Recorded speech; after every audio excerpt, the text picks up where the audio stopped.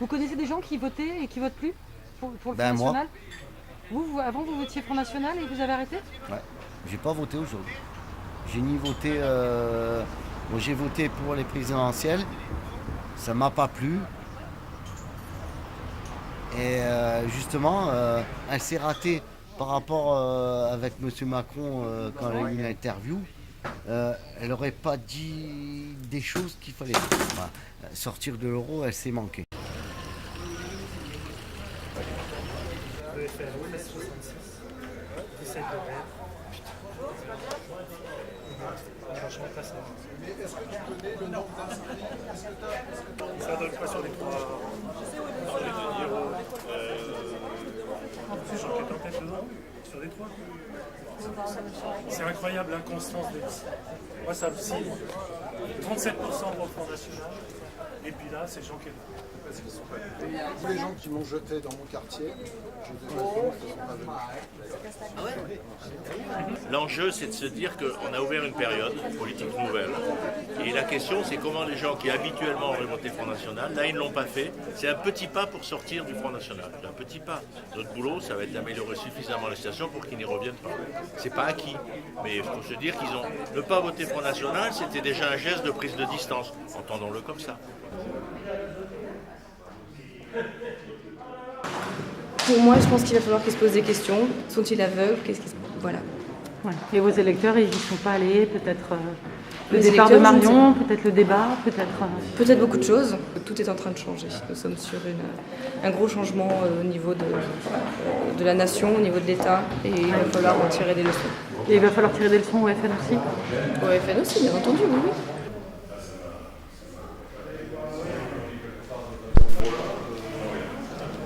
C'est ce débat qui est Le débat, oui.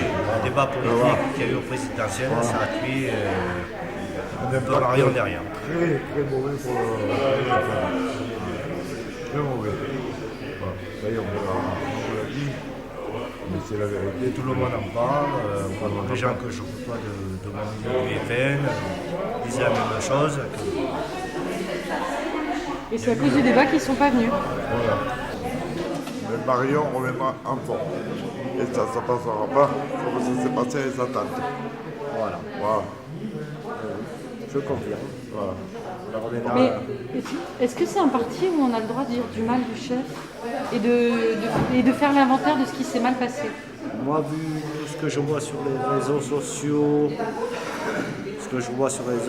les réseaux sociaux, tout le monde rend la carte du FN à cause de Satan. Là, je peux dire, je ne sais pas. Il y a des gens qui rendent leur carte? Il y a beaucoup de gens que moi j'ai sur mon réseau social, Twitter et Facebook, qui rendent leur carte au Front National. Après le pourcentage, je ne peux pas le dire, mais bon, j'en ai 5 ou 6 sur mes amis qui ont rendu, ils sont partis sur le parti du père de Jean-Marie, sur Jeanne d'Arc. Alors, mauvaise soirée? Pourquoi mauvaise soirée?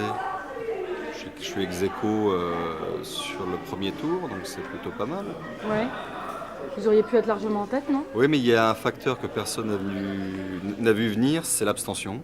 Et j'en veux pour preuve, j'ai comparé les chiffres du premier tour de 2012 avec ceux de 2017, et on a un déficit d'environ 3500 voix. Donc mon objectif est de ramener ces 3500 électeurs vers moi au second tour. Marion Maréchal Le Pen était là ce soir. Oui. C'est curieux comme retraite de... Ah, elle n'a donné aucune interview.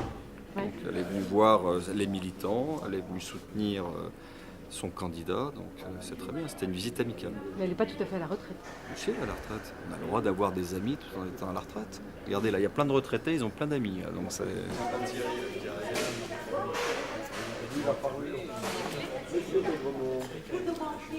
On a tout eu.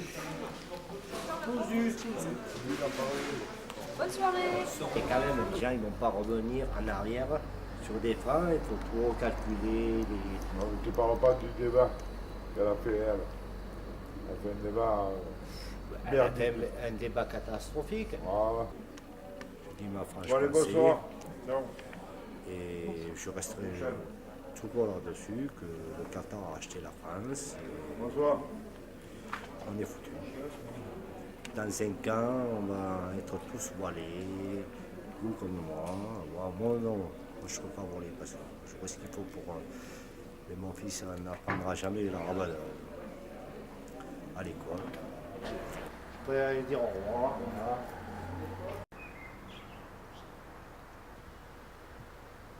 Je suis Julien Langard, je suis un cadre, j'étais plutôt un cadre de la Fédération Front National du Vaucluse. Je suis également membre du comité central du parti, membre élu.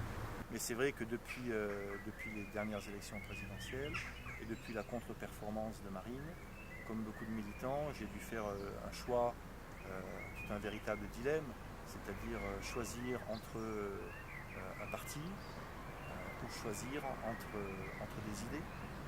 Parce que je crois que malheureusement aujourd'hui, tous les patriotes sincères et lucides savent que Marine Le Pen, il est inutile qu'elle revienne se présenter aux élections présidentielles dans 5 ans ou dans 10 ans, parce qu'elle ne sera jamais élue. Et donc aujourd'hui, le Front National, selon moi, est devenu une impasse. Et aujourd'hui, je ne me sens pas de continuer à entraîner avec moi des militants et des électeurs en leur faisant croire à une hypothétique victoire en laquelle je ne crois plus moi-même. Donc je crois qu'aujourd'hui... À quel moment est-ce que vous avez cessé d'y croire en Marine Le Pen? Au débat du second tour. Quand j'ai regardé le débat chez moi, au bout de 20 minutes, je suis allé me coucher. Voilà. Ah, vous avez regardé que 20 minutes de débat, ça suffisait? Ah oui, ça suffit. Et je crois que je ne suis pas le seul. Dans un parti qui a toujours eu le culte du chef, eh bien, si le chef est discrédité, on ne peut pas continuer dans cette voie-là. Dans n'importe quel pays, je crois qu'un leader politique digne de ce nom, après un tel échec, aurait tiré sa révérence. Mais malheureusement, je ne crois pas que ce soit la volonté de Marine Le Pen.